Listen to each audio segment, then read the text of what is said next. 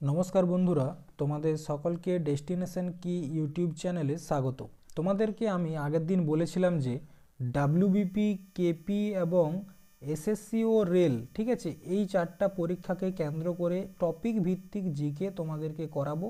এবং এটাও বলেছিলাম যে তোমরা যদি প্রতিদিন 30 মিনিট করে আমাকে দাও, তাহলে পরীক্ষায় গিয়ে জিকেতে তোমাদেরকে ঘাবড়ানোর কিছু থাকবে না এবং প্রত্যেকটা প্রশ্ন কমন পাবে, এটুকু বলেছিলাম, ঠিক আছে। তো দেখো, তোমাদেরকে যেমন কথা দিয়েছিলাম, আজ থেকে আমরা ক্লাস শুরু করছি এবং প্রথম দিন আমরা যে টপিকটা নিয়ে আলোচনা করব সেটা হচ্ছে এনসিয়েন্ট হিস্ট্রি, ঠিক আছে। এনসিয়েন্ট হিস্ট্রি নিয়ে আমরা আলোচনা করব। তো দেখো, এনসিয়েন্ট হিস্ট্রির যে ক্লাসটি রয়েছে এটা আমরা 4 দিনে শেষ করব, টোটাল 4টা ক্লাসে। তো আজকে আমরা যে টপিকটা নিয়ে আলোচনা করব, ইন্দাস ভ্যালি সিভিলাইজেশন বা সিন্ধু ঘাটি সভ্যতা ও বৈদিক কাল এবং তার সাথে ষোড়শ মহাজনপদ, এই 3টা টপিক আজকের ক্লাসে আলোচনা করব। ক্লাসটা 30 থেকে 40 মিনিটের হবে এবং তোমাদেরকে এতগুলো ডাটা দেওয়া হবে, তোমরা যদি নোট করো বা পিডিএফটা মন দিয়ে পড়ো, তাহলে পরীক্ষায় কিন্তু হুবহু কমন পাবে, এটুকু আমি বলতে পারি। এবং ক্লাসটা তোমাদেরকে মন দিয়ে করতে হবে এবং অনেক ডাটা আমরা দেবো যেটা হয়তো লেখা থাকবে না, ঠিক আছে। তো দেখো, প্রথমেই আমরা যেটা দেখব, সিন্ধু ঘাটি সভ্যতা থেকে প্রশ্ন কীরকম আসে। প্রথমত একটা সামারি তোমাদেরকে দিই, সিন্ধু ঘাটি সভ্যতার থেকে প্রশ্ন 3 রকমের আসে। একটা, সিন্ধু ঘাটি সভ্যতার যে বিভিন্ন স্থান রয়েছে সেগুলোকে খোঁজ কে করেছে, মানে সেগুলো ডিসকভার কে করেছে, কোন নদীর তীরে গড়ে উঠেছে সেই জায়গাটি এবং কত সালে খুঁজে পাওয়া গেছে। এই 3টা প্রশ্ন বেশিরভাগ ক্ষেত্রে আসে এবং আরও কিছু কিছু জিনিস প্রশ্ন আসে, যেমন সেখান থেকে কি কি পাওয়া গেছে, ঠিক আছে। তো আমরা প্রথমেই সিন্ধু ঘাটি সভ্যতার এই 4টা দেখব।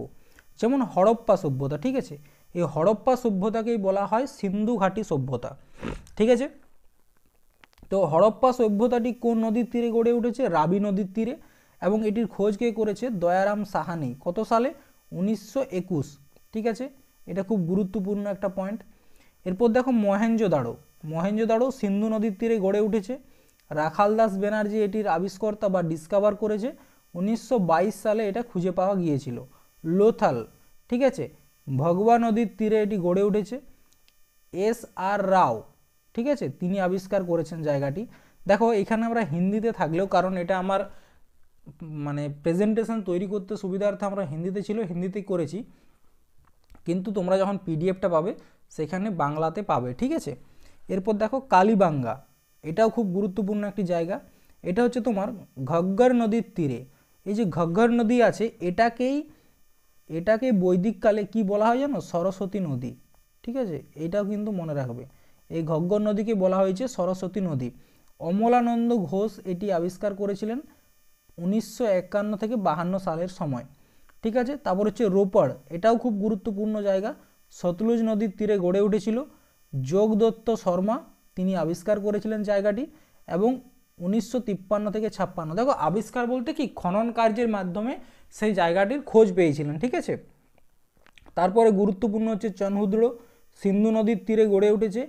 এনজি মজুমদার তিনি এটি খোঁজ করেছিলেন এবং 1930-31 খোঁজ করেছিলেন, ঠিক আছে। আলমগিরিপুর, এটাও খুব গুরুত্বপূর্ণ একটি জায়গা, হিন্ডন নদীর তীরে গড়ে উঠেছে এবং যোগদত্ত শর্মা তিনি এটির খোঁজ করেছিলেন, 1958 সালে করেছিলেন। তো দেখো, এই একটা সামারি তোমাদেরকে দিলাম। এখান থেকে মোটামুটি তোমরা 2 থেকে 3 নাম্বার এই শুধুমাত্র এই যে ছোট্ট চার্টটি রয়েছে এখান থেকে পেয়ে যাবে, ঠিক আছে। এরপর আমরা প্রশ্নের দিকে আসবো। দেখো, প্রথমেই যে প্রশ্নটি রয়েছে, হড়প্পা সভ্যতাকে সিন্ধু সভ্যতা নামে নামকরণ করেন কে? প্রথমবার হড়প্পা সভ্যতাকে সিন্ধু সভ্যতার নামকরণ করেছিলেন কে? দয়ারাম সাহানি, রাখালদাস ব্যানার্জি, চার্লস ম্যাসন নাকি জন মার্শাল? তো দেখো, প্রথমবার নামকরণ করেছিলেন কে? John Marshall. জন মার্শাল কি নাম দিয়েছিলেন? সিন্ধু ঘাটি সভ্যতা। এবং হড়প্পা সভ্যতার খোঁজ করেছিল কে? দয়ারাম সাহানি। এবং কোন নদীর তীরে গড়ে উঠেছে? রাবি নদীর তীরে এই সভ্যতাটি গড়ে উঠেছে, ঠিক আছে। এটা একটা বেসিক প্রশ্ন ছিল। এরপর দেখো, সিন্ধু ঘাটি সভ্যতা থেকে আমাদেরকে কয়েকটা জিনিস জানতে হবে। সিন্ধু ঘাটি সভ্যতাটা কোন সময়কালের? মনে রাখবে, ব্রোঞ্জ বা তামা, কাঁসা, ঠিক আছে, কাঁস্য যুগের হচ্ছে তোমার সমকালীন হচ্ছে সিন্ধু ঘাটি সভ্যতা। এনসিআরটির মানে ডেট অনুসারে সিন্ধু ঘাটি সভ্যতার সময়কালটা কত? 2600 থেকে 1900 BC। ঠিক আছে, এটা হচ্ছে NCERTর সময় অনুসারে। এরপর দেখো সিন্ধু ঘাটি সভ্যতার থেকে আরও কয়েকটা প্রশ্ন আসে, যেমন সিন্ধু ঘাটি সভ্যতার রাজধানী কী ছিল। ঠিক আছে, রাজধানী কী ছিল? দেখো রাজধানী তিনটা, একটা হচ্ছে হড়প্পা,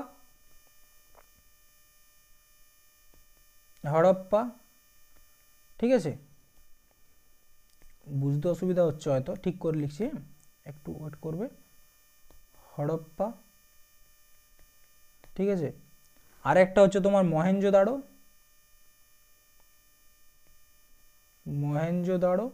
এবং আরেকটা হচ্ছে তোমার কালীবাঙ্গা। ঠিক আছে, কালীবাঙ্গা। এই তিনটা জায়গাকে সিন্ধু ঘাটি সভ্যতার রাজধানী বলা হয়। ঠিক আছে, বোঝা গেছে। এরপর দেখো এই যে সিন্ধু ঘাটি সভ্যতাটি রয়েছে, এটি আমাদের এখানে মানে আমাদের ভারতবর্ষ পাকিস্তান জুড়ে বিস্তৃত, এবং এটির উত্তর পশ্চিম, ঠিক আছে, উত্তর পশ্চিম, এই উত্তর দক্ষিণ পূর্ব পশ্চিম হিসাবে ভাগ করা হয়েছে। তো সেই ভাগটা আমরা দেখব, মানে যে বিস্তারটা পূর্ব পশ্চিম উত্তর দক্ষিণে, সেইটা আমরা দেখব। দেখো যদি আমরা ভাগটা দেখি, এটা ধরো আমরা ভাগটা করছি, ঠিক আছে, তো একদম পূর্ব দিকে যে জায়গাটি রয়েছে সিন্ধু নদীর, সেটা হচ্ছে আলমগিরিপুর,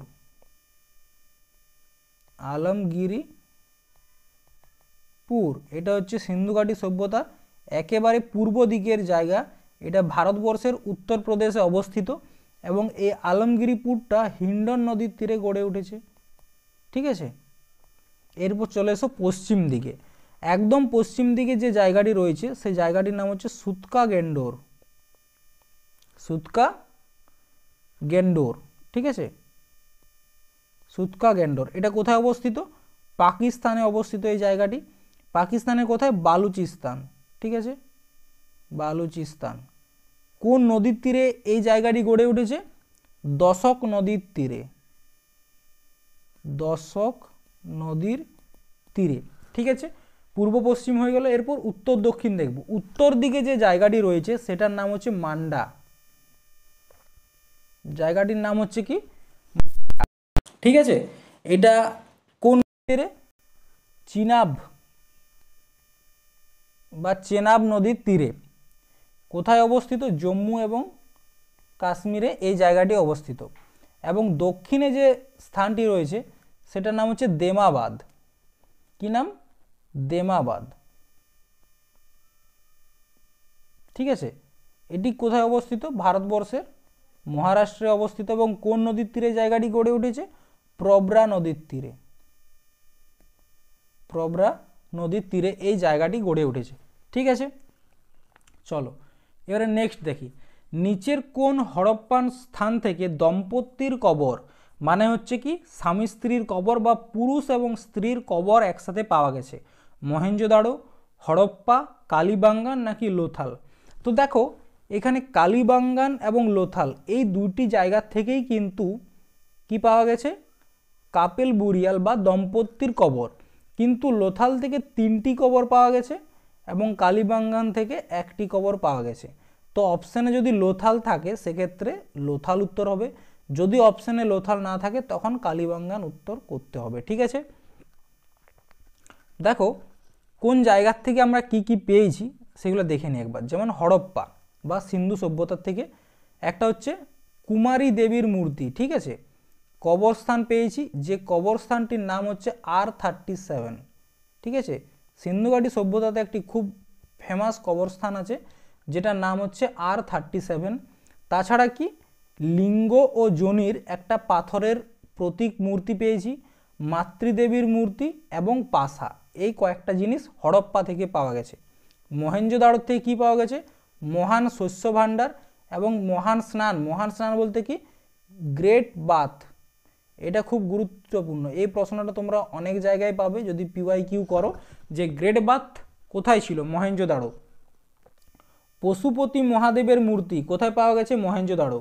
নগ্ন নারীর নৃত্যশিল্পীর ব্রোঞ্জ মূর্তি। ঠিক আছে, মানে একটা ব্রোঞ্জের মূর্তি যেখানে একজন নৃত্যশিল্পীকে কী রাখা হয়েছে? নগ্ন।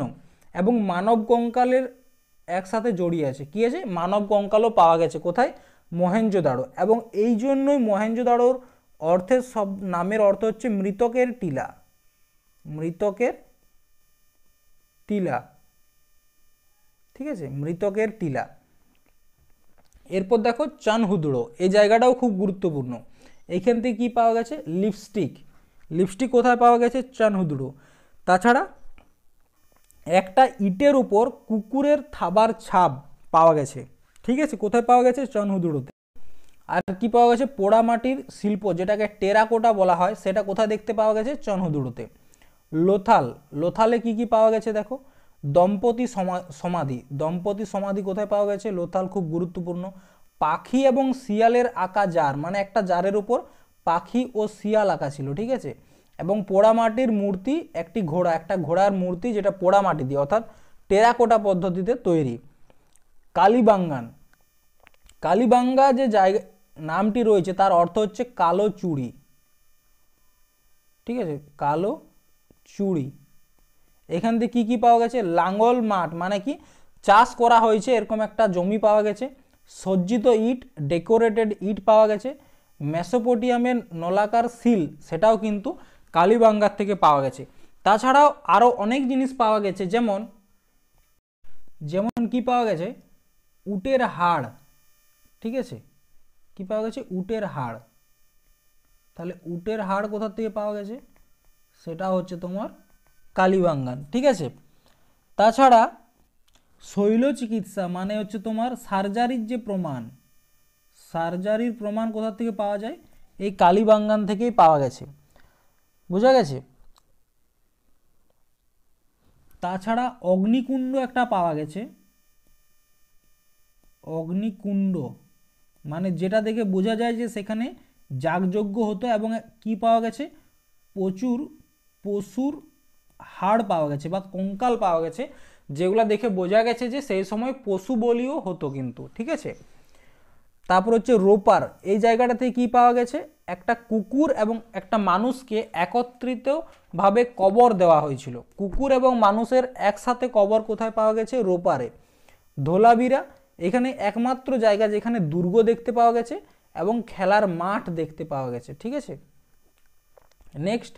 নেক্সট হচ্ছে সুরকোটাডা, এই জায়গাটা খুব গুরুত্বপূর্ণ, ঠিক আছে। সুরকোটাডা, এখানে কি পাওয়া গেছে? ঘোড়ার হাড়। এটাও প্রশ্ন আসে, ঘোড়ার হাড় কোথায় পাওয়া গেছে। এবং তোমার হচ্ছে কলসিতে করে সমাধি, কলসি সমাধি কোথায় দেখতে পাওয়া গেছে? তোমার সুরকোটাডা, ঠিক আছে। দাইমাবাদে কি পাওয়া গেছে? ব্রোঞ্জের ছবি, যেখানে একজন মানে সারথি রথ নিয়ে যাচ্ছে, এবং যে রথের মধ্যে কি কি আছে? বলদ আছে, হাতি আছে, গন্ডার আছে, ঠিক আছে। নেক্সট দেখো কি বলা হয়েছে? নিচের কোন হরপ্পান স্থান থেকে লাঙ্গল ক্ষেতের প্রমাণ পাওয়া গেছে? লাঙ্গল ক্ষেত এখনই বললাম কালীবাঙ্গান থেকে পাওয়া গেছে। তারপর দেখো নেক্সট, মহেঞ্জোদাড়োর প্রাচীন সভ্যতার স্থান পাকিস্তানের কোন অঞ্চলে? মহেঞ্জোদাড়োর অবস্থানটা কোথায়? মনে রাখবে পাকিস্তানের যে সিন্ধু বা সিন্ধ প্রভিন্স আছে সেইখানে অবস্থিত, এবং মহেঞ্জোদাড়ো স্থানটি সিন্ধু নদীর কোন তীরে অবস্থিত? এই প্রশ্নটাও অনেকবার এসেছে। সিন্ধু নদীর মনে রাখবে ডান তীরে অবস্থিত, ঠিক আছে। কোন তীরে? ডান তীরে অবস্থিত হচ্ছে মহেঞ্জোদাড়ো। মহেঞ্জোদাড়ো শব্দের অর্থ কি? মৃতকের টিলা। এবং এই মহেঞ্জোদাড়ো মানে যে জায়গাটি, তাকে জন মার্শাল কি বলেছিলেন জানো? জন মার্শাল তিনি বলেছিলেন যে এই মহেঞ্জোদাড়ো স্থানটি হচ্ছে তৎকালীন বিশ্বের আশ্চর্যজনক নির্মাণ। কি বলেছিলেন? তৎকালীন বিশ্বের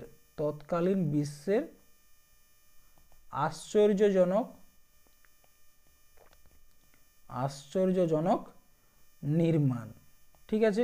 এই প্রশ্নটা আসে, তো এটা একটু নোট করে নিও। নেক্সট দেখো কি, নিচের কোন হরপ্পান সাইটে মানুষের সাথে কুকুরের কবর দেওয়ার প্রমাণ পাওয়া গেছে? কুকুরের সাথে মানুষের, তো কোথায় বললাম? কুকুরের সাথে মানুষের রোপারে পাওয়া গেছে, রোপার এই জায়গাটাতে পাওয়া গেছে, এখনই বললাম। নিচের কোন জায়গায় থেকে ঘোড়ার হাড়, একটু আগে বলেছি ঘোড়ার হাড় কোথা থেকে পাওয়া গেছে? সুরকোটাডা, ঠিক আছে। নেক্সট, সিন্ধু সভ্যতার ইটগুলির অনুপাতটাও খুব গুরুত্বপূর্ণ। সিন্ধু সভ্যতার যে ইটগুলো পাওয়া গেছে সেইগুলোর অনুপাতটা হচ্ছে 4:2:1। এই প্রশ্নটা খুব গুরুত্বপূর্ণ, ঠিক আছে। এরপর দেখো, নিচের কোন নদী বৈদিক যুগে পুরুষিনী নামে পরিচিত? পুরুষিনী নামে কোন নদীটি পরিচিত ছিল বৈদিক কালে? রবি, সতলুজ, বিয়াস নাকি চেনাব? তো দেখো, এই যে সিন্ধু নদী, সিন্ধুর যে উপনদীগুলি রয়েছে, সিন্ধু, তারপর হচ্ছে ঝেলাম, চেনাব, সতলুজ, ঠিক আছে, এই নদীগুলোর একটা বৈদিক নাম বা তৎকালীন সময়ের একটা নাম ছিল, যে নামগুলো পরীক্ষায় আসে। প্রথমত প্রশ্ন অনুযায়ী পুরুষিনী নামটা হচ্ছে তোমার রবি নদীর, ঠিক আছে, রাবি। এবং এই বাকি নদীগুলোরও কিন্তু একটা করে নাম আছে, যেমন তোমার সতলুজ, সতলুজ নদীর নাম হচ্ছে শতদ্রী, শতদ্রী, ঠিক আছে। বিয়াস, বিয়াসের নাম হচ্ছে বিপাশা। চেনাব, ইয়ার নাম হচ্ছে অস্কনি। কি নাম? অস্কনি, ঠিক আছে। তো দেখো একবার লিস্টটা দেখে নাও। বিতস্তা, যেটার প্রাচীন নাম বিতস্তা, সেটা হচ্ছে এখন ঝেলাম। তাহলে এখন যেটি ঝেলাম নামে পরিচিত, প্রাচীন নাম ছিল বিতস্তা। চিনাব, চিনাব নদীর প্রাচীন নাম হচ্ছে অস্কনি। ব্যাস, ব্যাস নদীর প্রাচীন নাম হচ্ছে বিপাশা। রাবি নদীর প্রাচীন নাম হচ্ছে পুরুষিনী এবং সতলুজ নদীর প্রাচীন নাম হচ্ছে শতুদ্রী, ঠিক আছে। এই 5টা নদীর নাম তোমাদেরকে অবশ্যই মনে রাখতে হবে। এখান থেকেও ভূগোলে একটা পাবে আর হিস্ট্রিতে একটা পাবে, ঠিক আছে, প্রশ্ন। এরপর দেখো, ঋগ্বেদে কতগুলি, মানে ঋগ্বেদ কতগুলি মণ্ডলে বিভক্ত? 34টা, 8টা, 10টা নাকি 12টা? তো দেখো, আমাদের টোটাল যে বেদ, সেইখানে বেদ সংখ্যা হচ্ছে তোমার 4টি, ঠিক আছে। 4টা বেদ। 4টা বেদ কি কি? একটা হচ্ছে তোমার ঋগ্বেদ, একটা হচ্ছে তোমার সামবেদ, একটা হচ্ছে যজুর্বেদ, আর একটা হচ্ছে অথর্ববেদ, ঠিক আছে। এগুলো হচ্ছে সব বেদ। আমাদের যে বেদ সেটা 4 ভাগে বিভক্ত: ঋগ্বেদ, সামবেদ, যজুর্বেদ, অথর্ববেদ। এবং এই যে 3টা বেদ, ঋগ্বেদ, সামবেদ এবং যজুর্বেদ, এই 3টা বেদকে একত্রে বলা হয় বেদ ত্রয়ী, ঠিক আছে। তো তার মধ্যে যে প্রশ্নটা রয়েছে যে ঋগ্বেদে কতগুলো মণ্ডল আছে, এটা খুব গুরুত্বপূর্ণ প্রশ্ন। মনে রাখবে, ঋগ্বেদে টোটাল 10টা মণ্ডল রয়েছে, ঠিক আছে, 10টা মণ্ডল রয়েছে। দেখো, এই পয়েন্টটা আমরা পরে আসছি, তার আগে এখানে একটা জিনিস তোমাদেরকে বলি। এগুলো সব মুছছি, ঠিক আছে। দেখো, ঋগ্বেদে কি বললাম? 10টা মণ্ডল রয়েছে। এই 10টা মণ্ডলের মধ্যে 3টা মণ্ডল আমাদের পরীক্ষায় প্রশ্নে আসে। একটা হচ্ছে তোমার 3 নাম্বার মণ্ডল, একটা 9 নাম্বার মণ্ডল এবং একটা হচ্ছে 10 নাম্বার মণ্ডল, ঠিক আছে। দেখো, এই 3 নাম্বার মণ্ডলে গায়ত্রী মন্ত্র, গায়ত্রী মন্ত্রের উল্লেখ পাওয়া যায় 3 নাম্বার মণ্ডলে। 9 নাম্বার মণ্ডলের সোম দেবতা, সোম দেবতা, তার উল্লেখ পাওয়া যায়। সোম দেবতা বলতে কি, এখনকার দিনে মানে গোটা বাংলায় বলতে গেলে মদ, ঠিক আছে। এবং 10 নাম্বারে হচ্ছে তোমার পুরুষ সূক্ত, এইটাও মনে রাখবে, এই মণ্ডলটার নাম হচ্ছে পুরুষ সূক্ত। এবং এখানে কি পাওয়া গেছে?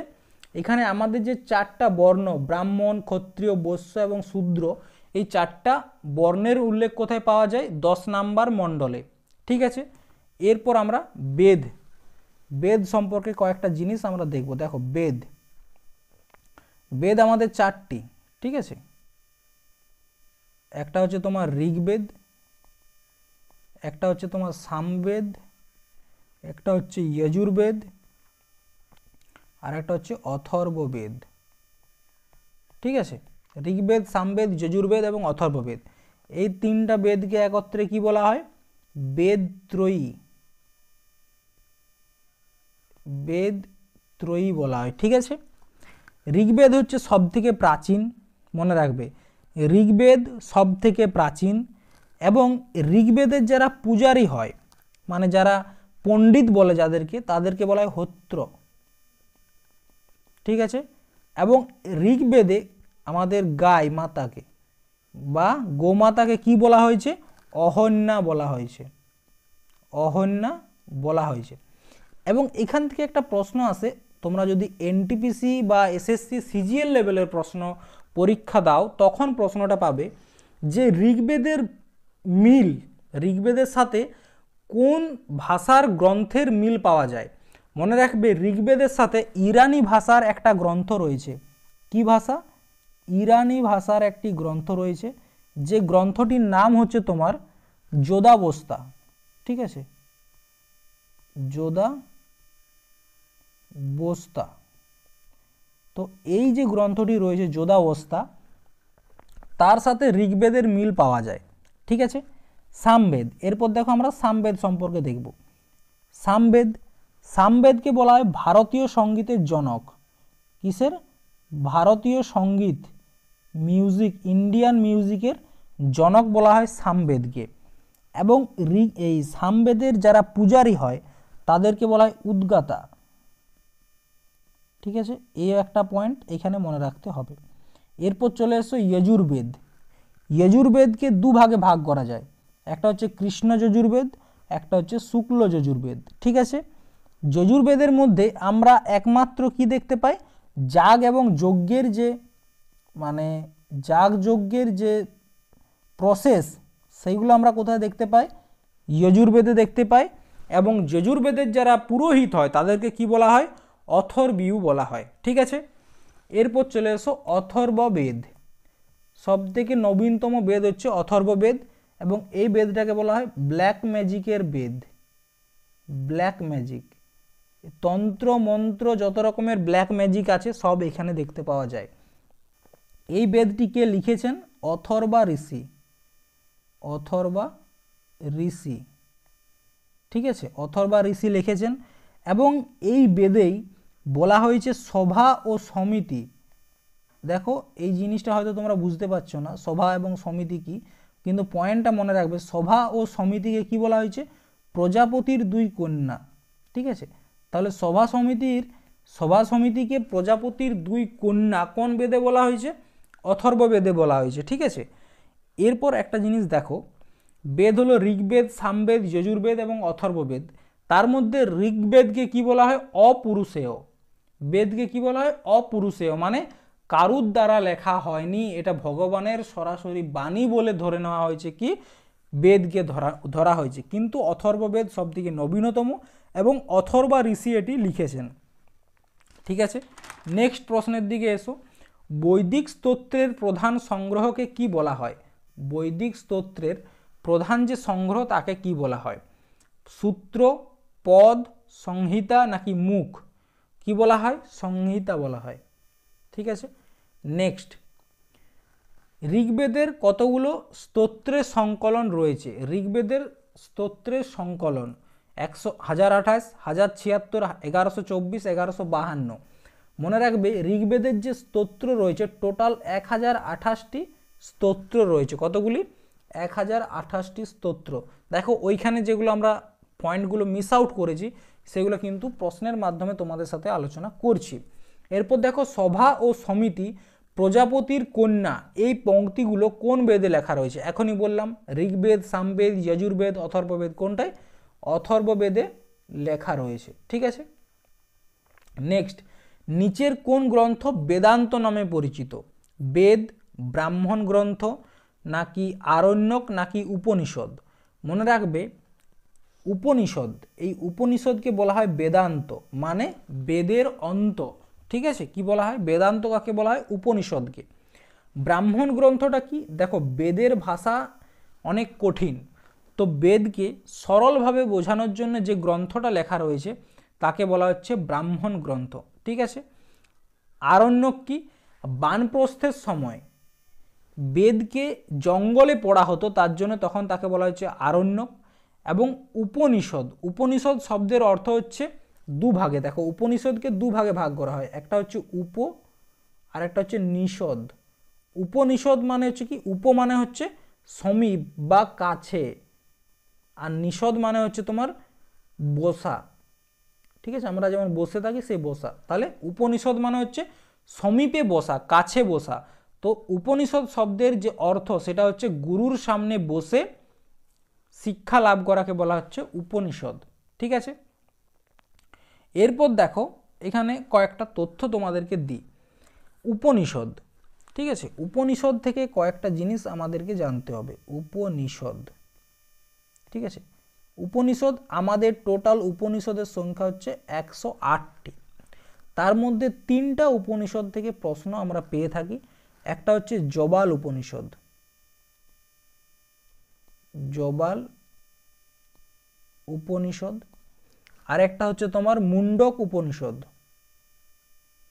মুন্ডক উপনিষদ, ঠিক আছে, আর একটা হচ্ছে মহান উপনিষদ, মহান উপনিষদ, ঠিক আছে। এই যে জবাল উপনিষদ রয়েছে সেখান থেকে আমরা আমাদের যে 4টা আশ্রম, ঠিক আছে, ব্রহ্মচর্য, বানপ্রস্থ, ঠিক আছে, এগুলো কোথা থেকে জানতে পারি? জবাল উপনিষদ থেকে। মুন্ডক উপনিষদ থেকে কি? সত্যমেব জয়তে, সত্যমেব জয়তে, এই যে লাইনটা আছে আমাদের রাষ্ট্রীয় যে একটা মানে কি বলবো, সত্যমেব জয়তে, এই শব্দটা আমরা কোথা থেকে নিয়েছি? মুন্ডক উপনিষদ থেকে। এবং মহান উপনিষদ থেকে আমরা যেটা নিয়েছি সেটা হচ্ছে বাসুদেব কুটুম্বকম, বাসুদেব বা বসুদেব কুটুম্বকম, মানে সবাই আমাদের আত্মীয়। তো এই 3টা উপনিষদ থেকে প্রশ্ন আসে। এবং আরেকটা প্রশ্ন আসে যে যম ও নচিকেতার, যম ও নচিকেতার, ঠিক আছে, যম ও নচিকেতার যে ডায়লগ সেটা কোন উপনিষদে দেখতে পাওয়া যায়? কঠোপনিষদ, মনে রাখবে কি? কঠোপনিষদ, ঠিক আছে। এরপর দেখো, এটা গেল উপনিষদ। উপনিষদের পর দেখো, উপনিষদের পর আমাদের কতকগুলো বেদাঙ্গ এবং উপবেদ রয়েছে, ঠিক আছে, বেদাঙ্গ এবং উপবেদ কি রয়েছে? বেদাঙ্গ রয়েছে, বেদাঙ্গ আর উপবেদ, উপবেদ। আমাদের বেদাঙ্গ রয়েছে টোটাল 6টি এবং উপবেদ রয়েছে 4টি। বেদাঙ্গগুলি কি কি? একটা হচ্ছে শিক্ষা, তারপর হচ্ছে কল্প, এগুলো হচ্ছে বেদাঙ্গ, ঠিক আছে, কল্প, ব্যাকরণ, তারপর হচ্ছে তোমার নিরুক্ত, ঠিক আছে, আরেকটা হচ্ছে ছন্দ, আরেকটা হচ্ছে তোমার জ্যোতিষ। এইগুলো হচ্ছে আমাদের বেদাঙ্গ। আর উপবেদ 4টা কি কি? একটা হচ্ছে আয়ুর্বেদ,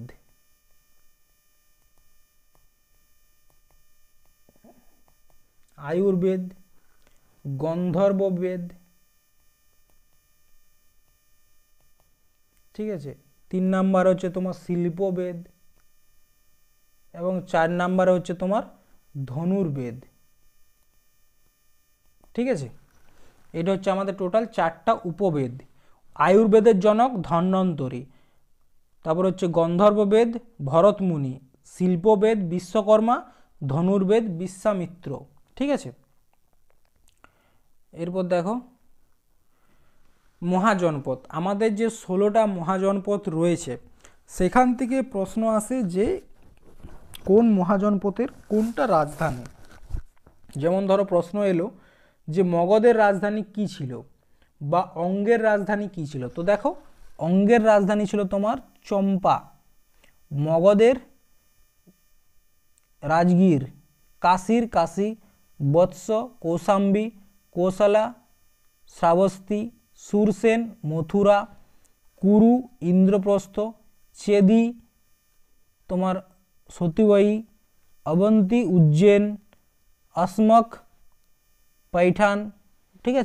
এই 16টা যে জনপদ এখান থেকে এই প্রশ্নগুলো আসে, তোমরা পিডিএফটা থেকে এই জিনিসটা করে নিও, ঠিক আছে। এরপর দেখো কয়েকটা মিসলেনিয়াস প্রশ্ন যেগুলো আসে, যেমন সিন্ধুবাসীরা কোন জলজ প্রাণীকে উপাসনা করত এবং সিন্ধু নদীর দেবতা বলে মনে করত। সিন্ধুবাসীরা সেটা হচ্ছে কুমিরকে, কুমিরকে তারা জলজ দেবতা বলে মনে করত এবং সিন্ধু নদীর দেবতা বলে মনে করত। তারপর কি ঋগ্বেদ রচিত হয়েছিল গ্রীত সমদ, বিশ্বামিত্র, বামদেব, অত্রি, ভরদ্বাজ এবং বশিষ্ঠ।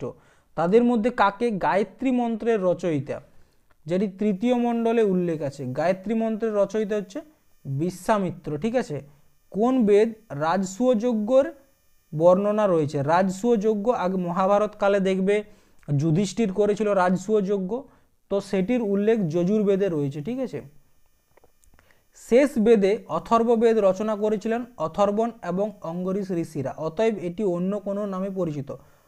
ঠিক আছে, এটা তো ঋগ্বেদ যুগে সবচেয়ে গুরুত্বপূর্ণ দৈত্যকে বলা হতো পুরন্দর, যার অর্থ হচ্ছে দুর্গ ধ্বংসকারী।